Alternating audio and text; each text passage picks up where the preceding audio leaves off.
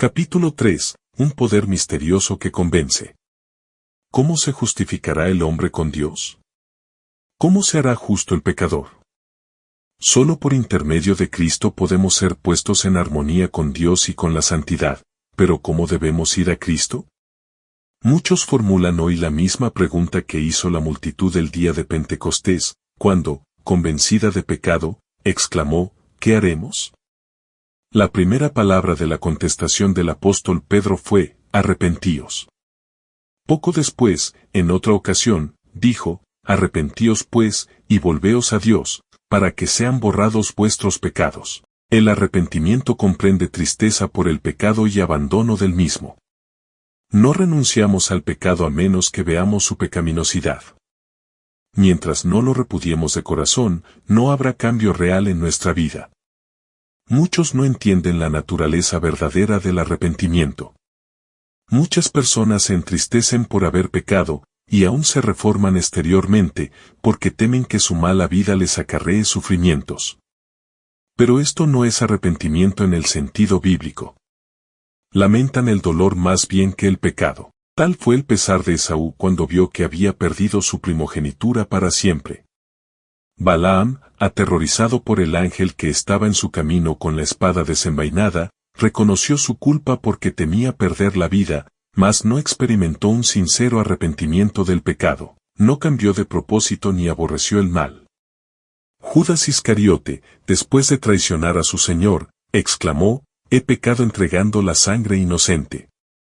Esta confesión fue arrancada a su alma culpable por un tremendo sentimiento de condenación y una pavorosa expectación de juicio. Las consecuencias que habría de cosechar le llenaban de terror, pero no experimentó profundo quebrantamiento de corazón ni dolor en su alma por haber traicionado al Hijo Inmaculado de Dios y negado al Santo de Israel. Cuando el faraón de Egipto sufría bajo los juicios de Dios, reconocía su pecado a fin de escapar al castigo, pero volvía a desafiar al cielo tan pronto como cesaban las plagas. Todos los mencionados lamentaban los resultados del pecado, pero no experimentaban pesar por el pecado mismo. Pero cuando el corazón cede a la influencia del Espíritu de Dios, la conciencia se vivifica y el pecador discierne algo de la profundidad y santidad de la sagrada ley de Dios, fundamento de su gobierno en los cielos y en la tierra. La luz verdadera, que alumbra a todo hombre que viene a este mundo, ilumina las cámaras secretas del alma, y quedan reveladas las cosas ocultas. La convicción se posesiona de la mente y del corazón. El pecador reconoce entonces la justicia de Jehová, y siente terror de aparecer en su iniquidad e impureza delante del que escudriña los corazones. Ve el amor de Dios, la belleza de la santidad y el gozo de la pureza. Ansía ser purificado y restituido a la comunión del cielo. La oración de David después de su caída ilustra la naturaleza del verdadero dolor por el pecado. Su arrepentimiento fue sincero y profundo. No se esforzó él por atenuar su culpa y su oración no fue inspirada por el deseo de escapar al juicio que le amenazaba. David veía la enormidad de su transgresión y la contaminación de su alma, aborrecía su pecado. No solo pidió perdón, sino también que su corazón fuese purificado. Anhelaba el gozo de la santidad y ser restituido a la armonía y comunión con Dios. Este era el lenguaje de su alma. Bienaventurado aquel cuya transgresión ha sido perdonada, y cubierto su pecado, bienaventurado el hombre a quien Jehová no atribuye la iniquidad, y en cuyo espíritu no hay engaño. Apiádate de mí, oh Dios, conforme a tu misericordia. Conforme a la muchedumbre de tus piedades borra mis transgresiones. Porque yo reconozco mis transgresiones, y mi pecado está siempre delante de mí. Purifícame con hisopo, y seré limpio, lávame, y quedaré más blanco que la nieve. Crea en mí, oh Dios, un corazón limpio, y renueva un espíritu recto dentro de mí. No me eches de tu presencia, y no me quites tu Santo Espíritu. Restitúyeme el gozo de tu salvación, y el espíritu de gracia me sustente. Líbrame del delito de sangre, oh Dios, el Dios de mi salvación. Cante mi lengua tu justicia. Sentir un arrepentimiento como este es algo que supera nuestro propio poder, se lo obtiene únicamente de Cristo, quien ascendió a lo alto y dio dones a los hombres. Precisamente en este punto es donde muchos yerran, y por ello no reciben la ayuda que Cristo quiere darles. Piensan que no pueden ir a Cristo a menos que se arrepientan primero, y que el arrepentimiento los prepara para que sus pecados les sean perdonados. Es verdad que el arrepentimiento precede al perdón de los pecados, porque es únicamente el corazón quebrantado y contrito el que siente la necesidad de un Salvador, pero para poder ir al Señor Jesús, ¿debe el pecador esperar hasta que se haya arrepentido? ¿Debe hacerse del arrepentimiento un obstáculo entre el pecador y el Salvador? La Sagrada Escritura no enseña que el pecador deba arrepentirse antes de poder aceptar la invitación de Cristo: venid a mí todos los que estáis cansados y agobiados, y yo os daré descanso. La virtud proveniente de Cristo es la que nos induce a un arrepentimiento genuino. El apóstol Pedro presentó el asunto de una manera muy clara cuando dijo a los israelitas: a este, Dios le ensalzó con su diestra para ser príncipe y salvador, a fin de dar arrepentimiento a Israel, y remisión de pecados. Tan imposible es arrepentirse si el Espíritu de Cristo no despierta la conciencia como lo es obtener el perdón sin Cristo. Él es la fuente de todo buen impulso. Es el único que puede implantar en el corazón enemistad contra el pecado. Todo deseo de verdad y pureza, toda convicción de nuestra propia pecaminosidad evidencian que su Espíritu está obrando en nuestro corazón. Jesús dijo: yo, si fuere levantado en alto de sobre la tierra, a todos los atraeré a mí mismo. Cristo debe ser revelado al pecador como el Salvador que murió por los pecados del mundo, y mientras contemplamos al Cordero de Dios sobre la cruz del Calvario, el misterio de la redención comienza a revelarse a nuestra mente y la bondad de Dios nos guía al arrepentimiento. Al morir por los pecadores, Cristo manifestó un amor incomprensible, y a medida que el pecador lo contempla, este amor enternece el corazón, impresiona la mente e inspira contrición al alma. Es verdad que a veces los hombres se avergüenzan de sus caminos pecaminosos y abandonan algunos de sus malos hábitos antes de darse cuenta de que son atraídos a Cristo. Pero siempre que, animados de un sincero deseo de hacer el bien, hacen un esfuerzo por reformarse, es el poder de Cristo el que los está atrayendo. Una influencia de la cual no se dan cuenta obra sobre su alma, su conciencia se vivifica y su conducta externa se enmienda. Y cuando Cristo los induce a mirar su cruz y a contemplar a aquel que fue traspasado por sus pecados, el mandamiento se graba en su conciencia. Les es revelada la maldad de su vida, el pecado profundamente arraigado en su alma. Comienzan a entender algo de la justicia de Cristo, y exclaman: ¿qué es el pecado? Para que haya exigido tal sacrificio por la redención de su víctima, fueron necesarios todo este amor, todo este sufrimiento, toda esta humillación, para que no pereciéramos, sino que tuviésemos vida eterna.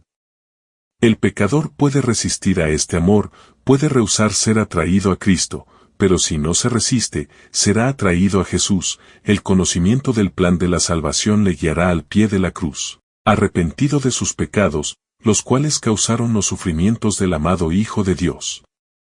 La misma inteligencia divina que obra en las cosas de la naturaleza habla al corazón de los hombres y crea en él un deseo indecible de algo que no tienen. Las cosas del mundo no pueden satisfacer su ansia. El Espíritu de Dios les suplica que busquen las únicas cosas que pueden dar paz y descanso, la gracia de Cristo y el gozo de la santidad. Por medio de influencias visibles e invisibles, nuestro Salvador está constantemente obrando para atraer el corazón de los hombres y llevarlos de los vanos placeres del pecado a las bendiciones infinitas que pueden obtener de él. A todas esas almas que procuran vanamente beber en las cisternas rotas de este mundo, se dirige el mensaje divino: el que tiene sed, venga, y el que quiera, tome del agua de la vida, de balde.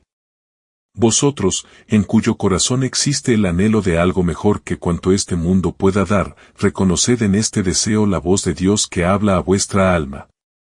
Pedidle que os dé arrepentimiento, que os revele a Cristo en su amor infinito y en su pureza absoluta. En la vida del Salvador, fueron perfectamente ejemplificados los principios de la ley de Dios, el amor a Dios y al hombre. La benevolencia y el amor desinteresado fueron la vida de su alma. Cuando contemplamos al Redentor, y su luz nos inunda, es cuando vemos la pecaminosidad de nuestro corazón. Como Nicodemo, podemos lisonjearnos de que nuestra vida ha sido íntegra, de que nuestro carácter moral es correcto, y pensar que no necesitamos humillar nuestro corazón delante de Dios como el pecador común. Pero cuando la luz de Cristo resplandezca en nuestra alma, veremos cuán impuros somos, discerniremos el egoísmo de nuestros motivos y la enemistad contra Dios, que han manchado todos los actos de nuestra vida. Entonces conoceremos que nuestra propia justicia es en verdad como trapos de inmundicia y que solamente la sangre de Cristo puede limpiarnos de la contaminación del pecado y renovar nuestro corazón a la semejanza del Señor. Un rayo de la gloria de Dios, una vislumbre de la pureza de Cristo, que penetre en el alma, hace dolorosamente visible toda mancha de pecado, y descubre la deformidad y los defectos del carácter humano. Hace patentes los deseos profanos, la incredulidad del corazón y la impureza de los labios. Los actos de deslealtad por los cuales el pecador anula la ley de Dios quedan expuestos a su vista, y su espíritu se aflige y se oprime bajo la influencia escrutadora del Espíritu de Dios. En presencia del carácter puro y sin mancha de Cristo, el transgresor se aborrece a sí mismo. Cuando el profeta Daniel contempló la gloria que rodeaba al mensajero celestial que se le había enviado, se sintió abrumado por su propia debilidad e imperfección. Describiendo el efecto de la maravillosa escena, relató: «No quedó en mi esfuerzo, y mi lozanía se me demudó en palidez de muerte, y no retuve fuerza alguna». El alma así conmovida odiará su egoísmo y amor propio, y mediante la justicia de Cristo buscará la pureza de corazón que armoniza con la ley de Dios y con el carácter de Cristo. El apóstol Pablo dice que en cuanto a justicia que haya en la ley, es decir, en lo referente a las obras externas, era irreprensible, pero cuando discernió el carácter espiritual de la ley, se reconoció pecador. Juzgado por la letra de la ley como los hombres la aplican a la vida externa, él se había abstenido de pecar, pero cuando miró en la profundidad de los santos preceptos, y se vio como Dios le veía, se humilló profundamente y confesó así su culpabilidad: «Y yo aparte de la ley vivía en un tiempo, mas cuando vino el mandamiento, revivió el pecado, y yo morí». Cuando vio la naturaleza espiritual de la ley, se le mostró el pecado en todo su horror, y su estimación propia se desvaneció. No todos los pecados son de igual magnitud delante de Dios. Hay diferencia de pecados a su juicio, como la hay a juicio de los hombres. Sin embargo, aunque este o aquel acto malo pueda parecer trivial a los ojos de los hombres, ningún pecado es pequeño a la vista de Dios. El juicio de los hombres es parcial e imperfecto, mas Dios ve todas las cosas como son realmente. Al borracho se le desprecia y se le dice que su pecado le excluirá del cielo, mientras que demasiado a menudo el orgullo, el egoísmo y la codicia no son reprendidos. Sin embargo, son pecados que ofenden en forma especial a Dios, porque contrarían la benevolencia de su carácter, ese amor abnegado que es la misma atmósfera del universo que no ha caído. El que comete alguno de los pecados más groseros puede avergonzarse y sentir su pobreza y necesidad de la gracia de Cristo, pero el orgulloso no siente necesidad alguna y así cierra su corazón a Cristo y se priva de las infinitas bendiciones que Él vino a derramar. El pobre publicano que oraba diciendo: «Dios, ten misericordia de mí, pecador», se consideraba como un hombre muy malvado, y así le veían los demás, pero él sentía su necesidad. Y con su carga de pecado y vergüenza se presentó a Dios e imploró su misericordia. Su corazón estaba abierto para que el Espíritu de Dios hiciese en él su obra de gracia y le libertase del poder del pecado. La oración jactanciosa y presuntuosa del fariseo demostró que su corazón estaba cerrado a la influencia del Espíritu Santo. Por estar lejos de Dios, no tenía idea de su propia corrupción, que contrastaba con la perfección de la santidad divina. No sentía necesidad alguna y nada recibió. Si percibís vuestra condición pecaminosa, no aguardéis hasta haceros mejores a vosotros mismos. ¿Cuántos hay que piensan que no son bastante buenos para ir a Cristo? ¿Esperáis haceros mejores por vuestros propios esfuerzos? ¿Mudará el negro su pellejo y el leopardo sus manchas? Así también podréis vosotros hacer bien, estando habituados a hacer mal. Únicamente en Dios hay ayuda para nosotros. No debemos permanecer en espera de persuasiones más fuertes, de mejores oportunidades, o de tener un carácter más santo. Nada podemos hacer por nosotros mismos. Debemos ir a Cristo tales como somos. Pero nadie se engaña a sí mismo pensando que Dios, en su grande amor y misericordia, salvará aún a los que rechazan su gracia. La excesiva corrupción del pecado puede medirse tan solo a la luz de la cruz. Cuando los hombres insisten en que Dios es demasiado bueno para desechar al pecador, miren al Calvario. Si Cristo cargó con la culpa del desobediente y sufrió en lugar del pecador, fue porque no había otra manera en que el hombre pudiera salvarse, porque sin ese sacrificio era imposible que la familia humana escapase del poder contaminador del pecado y fuese restituida a la comunión con seres santos, era imposible que volviese a participar de la vida espiritual. El amor, los sufrimientos y la muerte del Hijo de Dios, todo atestigua la terrible enormidad del pecado y prueba que no hay modo de escapar de su poder ni esperanza de una vida superior, sino mediante la sumisión del alma a Cristo. Algunas veces los impenitentes se excusan diciendo de los que profesan ser cristianos, soy tan bueno como ellos. No son más abnegados, sobrios ni circunspectos en su conducta que yo. Les gustan los placeres y la complacencia propia tanto como a mí. Así hacen de las faltas ajenas una excusa para descuidar su deber. Pero los pecados y las faltas de otros no disculpan a nadie, porque el Señor no nos ha dado un modelo humano sujeto a errar. El Inmaculado Hijo de Dios es quien nos ha sido dado como ejemplo, y los que se quejan de la mala conducta de quienes profesan ser creyentes deberían presentar una vida mejor y ejemplos más nobles. Si tienen un concepto tan alto de lo que un cristiano debe ser, ¿no es su pecado tanto mayor? Saben lo que es correcto, y sin embargo rehúsan hacerlo. Tened cuidado con las dilaciones. No posterguéis la obra de abandonar vuestros pecados y buscar la pureza del corazón por medio del Señor Jesús. En esto es donde miles y miles han errado a costa de su perdición eterna. No insistiré aquí en la brevedad e incertidumbre de la vida, pero se corre un terrible peligro, que no se comprende lo suficiente, cuando se posterga el acto de ceder a la voz suplicante del Santo Espíritu de Dios y se prefiere vivir en el pecado, porque tal demora consiste realmente en esto.